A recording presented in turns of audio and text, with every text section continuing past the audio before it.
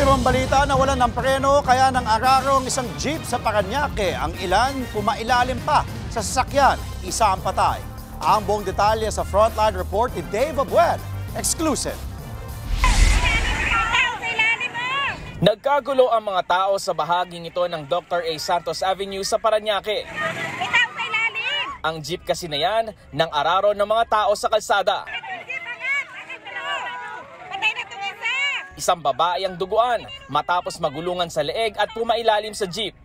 Habang ang isa, kinailangan pang iangat ang sasakyan para mahugot palabas. Sumatotal, 8 silang naararo. Dinala sila sa ospital pero ang babaeng nagulungan sa leeg namatay rin kalaunan. Kwento ng kaanak ng biktima, galing silang sementeryo at pauwi na sana nang sumulpot ang jeep. Tapos yun, dire-diretso po yung jeep, sobrang bilis. Hindi na po talaga ako nakagalaw nun, may buhat pa po ako nabibi nun.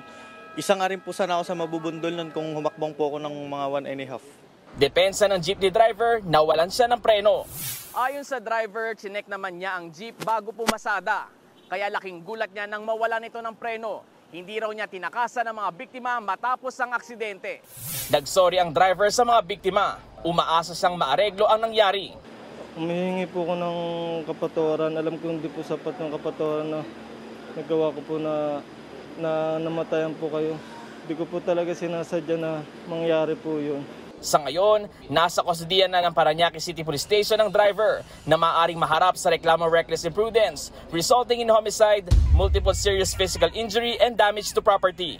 Nagbabalita mula sa Frontline, Dave Abuel, News 5. Mga kapatid, Andre Felix po. Iba na ang may alam at may pakialam sa panahon ngayon.